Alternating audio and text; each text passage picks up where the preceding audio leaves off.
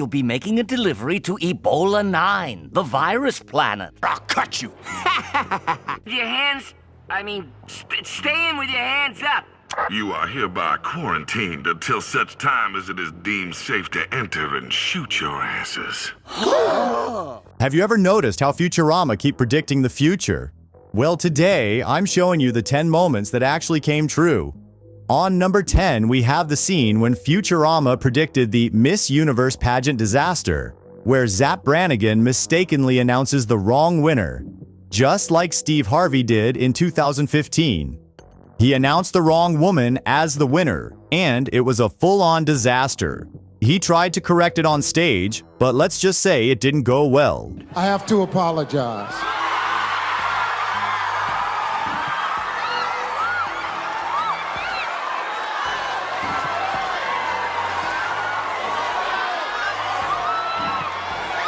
The first runner-up is Colombia. The world watched in collective cringe. And here's where it gets mind-blowing. Futurama predicted that exact mess-up in the episode A Pharaoh to Remember, 10 years earlier. In the episode, Zapp Brannigan, the self-absorbed, egotistical space captain, mistakenly announces the wrong winner of the Miss Universe pageant. Our 9th finalist, Miss Methane Planet, Halatina Smugmire. Wait, what are you people, idiots? I'm still going mano a mano with this envelope. Zapp, true to his clueless form, doesn't even realize his mistake until the pageant audience starts turning on him. His excuse? Something about all women being beautiful, as if that would fix anything. It's freaking hilarious. But what makes this even funnier is that it happens years before Steve Harvey's real-life blunder. On number 9, we have the scene where Futurama predicted quarantine, with Fry bringing the common cold into the future, leading to a citywide lockdown, masks, and isolation, years before the global pandemic of 2020. Stay in with your hands up. You are hereby quarantined until such time as it is deemed safe to enter and shoot your asses. Fry, the show's lovable doofus from the 20-30th century, brings the common cold with him into the future. Sounds harmless, right? Well, the virus spreads to the entire population of New York, and the government decides to lock down the city in a full quarantine. Suddenly, everyone's wearing masks, avoiding contact, and living in total isolation as chaos unfolds. No doctor likes hurling his patients into the sun, but since there is no way to make a vaccine for the common cold... Does any of this sound familiar? Because in 2020, we all found ourselves living through something eerily similar. An actual global pandemic. Quarantines, lockdowns, masks, panic. It felt like we were living through a real-life version of this exact Futurama episode. And what's even crazier, this episode aired in 2000, 2 decades before the real thing.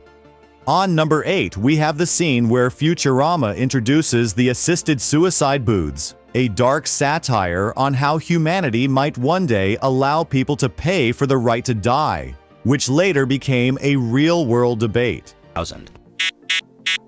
Listen, buddy, I'm in a hurry here. Let's try for a twofer. You step inside, choose how you want to go, and then, bam, it's over.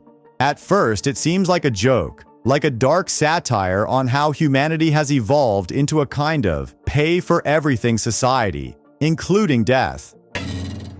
You are now dead. Thank you for using Stop and Drop. In Futurama, these booths are a commercial product that costs a quarter. While it's nowhere near as crassly commercial, you can, in fact, pay for assisted death in Switzerland. But here's where Futurama gets weirdly ahead of its time. In real life, countries like the Netherlands and Switzerland actually began legalizing forms of assisted suicide and euthanasia years later, opening up debates around how we deal with terminally ill patients and their rights. I'm not saying we're headed toward assisted suicide booths, yet, but it's eerie to see how Futurama captured the essence of this conversation before it ever became a mainstream topic in ethical and legal circles. Honestly, though, I'm not sure how I feel about a pay-per-death business model. Futurama really went there. On number 7, we have the unsettling moment when Futurama predicted the Ebola outbreak by introducing a fictional planet called Ebola 9, years before the 2014 global crisis. Tomorrow you'll be making a delivery to Ebola 9, the virus planet. And while this might have seemed like a satirical joke back in the early 2000s, we all know what happened just a few years later. In 2014, Ebola became a global crisis, specifically in West Africa, where an outbreak took place. The virus spread quickly and the world scrambled to contain it. Now, you could chalk this up to coincidence, but here's the thing. Futurama was making these kinds of viral references years before anyone could have predicted such an outbreak. Why can't they go today? Because tonight's a special night, and I want all of you to be alive. It's not just a wow, that's a lucky guess situation. Futurama was tapping into something deeper about the way viruses can suddenly wreak havoc on the world. So, what's next? A global flu pandemic? Too soon? On number 6, we have its own cancellation and, oh, this is just chef's kiss-level irony. Futurama predicting its own cancellation? In its 4th season, no less. Now that's some next-level self-awareness. This is wonderful. Oh, man. I feel like hugging you. Well, I would, except you have no body. And we're both men. So here's the deal. Futurama has been canceled not once, but twice, officially, mind you, and brought back more times than we can count, sometimes by different networks. So, yeah, predicting its own cancellation back then wouldn't have been too wild of a guess. But to do it in Season 4, that's spooky premonition territory. This all went down in an episode featuring a very meta moment where most of the original Star Trek cast played themselves. Hey, we've done heroic things too. Yeah, in the 3rd season, I kissed Shatner. You've got Bender throwing out the classic line. Another classic sci-fi show cut short before its time, as he references Star Trek. Now, hold on to your seats because here's the kicker. This happened less than a year before Fox pulled the plug on Futurama's production. Yup, just like that, another classic science fiction show was vanished from existence. On number 5, we have the moment when Futurama predicted drone cameras. Today, drones are used in everything, filming sports events, covering breaking news, even delivering packages. But here's where it gets fun. Futurama predicted drone cameras way before they were a thing. And 9 presents The Thrill of Politics. In an episode called The Sting, drones were shown flying around filming major news events, something that was still a dream in the 90s.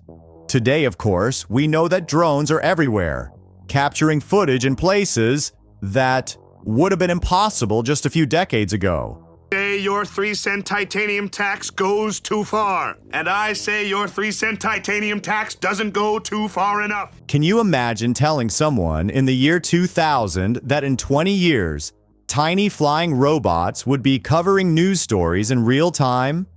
On number 4, we have the moment when Futurama predicted saving the world from an asteroid. In one of the most bizarre yet strangely plausible moments of Futurama. The show featured a plan to save Earth from an asteroid by using garbage. Oh man, this is great. Hey, as long as you don't make me smell your anus. Yeah, you heard that right. A giant piece of garbage was launched into space and used to knock the asteroid off course. It was absurd, but here's the thing. It turns out deflecting an asteroid with junk isn't as crazy as it sounds.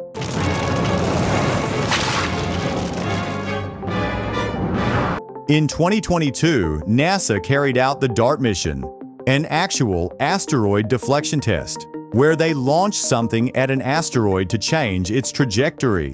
It wasn't trash, but it was still a brilliant plan involving space debris to save the planet. So apparently, Futurama wasn't just making jokes. They were onto something. Who knew that garbage would save the world? On number 3, we have the moment when Futurama predicted a Star Wars movie called Yoda's Bar Mitzvah, I'll cut you. A movie where Yoda, the Jedi Master, would celebrate a bar mitzvah. Very random, but totally Futurama. Cut to 2019, and we got The Rise of Skywalker, the final chapter in the Skywalker saga, which, while not about a bar mitzvah, definitely had some of that same weird spiritual energy. Learning is fun. So did Futurama predict the Star Wars movie we didn't know we needed? In some weird way, yes. They might not have nailed exactly the plot, but they absolutely nailed the quirky tone. Yoda was spiritually involved, and we got a weird cosmic celebration of the galaxy. So yeah, maybe Futurama had the last laugh. On number 2, we have Futurama predicting interactive mainstream media in Raging Bender. The Planet Express crew heads to the movies in the 31st century, watching All My Circuits, where the audience gets to choose. Action sequence or Calculon finishing his paperwork. Well, that finishes this paperwork. Calculon Enterprises. The screen asks, I have no choice but to... If you want Calculon to race to the laser gun battle in his hover Ferrari, press 1. If you want Calculon to double-check his paperwork, press 2. Enter now. Predictably, the choice is rigged for the low-budget option. This wasn't just a joke. Interactive entertainment had been experimented with since 1967. But in 2000, it wasn't mainstream. Fast forward to shows like Black Mirror, and we saw audience-controlled storytelling become a reality. Futurama predicted it all, even if it was just about watching Calculon do paperwork. On number 1, we have Futurama predicting mundane VR in its second episode. Who buys this trash? Idiots who need gifts for other idiots. Hey, I got you guys refrigerator magnets. The Planet Express crew heads to the moon, where Amy Wong tries out virtual reality. While VR was already gaining traction in the 90s, the design of Amy's headset was spot on with where tech was headed. What Futurama surprisingly got right, though, was what Amy was experiencing. Virtual skee ball, playing alongside someone playing virtual bowling. Wow, I could swear I was really playing virtual skee ball. She says. While VR has the potential for exciting experiences, Futurama nailed the fact that it's often used to replicate mundane activities, like gardening or office work, proving that sometimes the future of VR is just virtual chores. Thanks for watching. Don't forget to like, comment, and subscribe, or else we'll send you to Ebola 9. See you in the future, folks.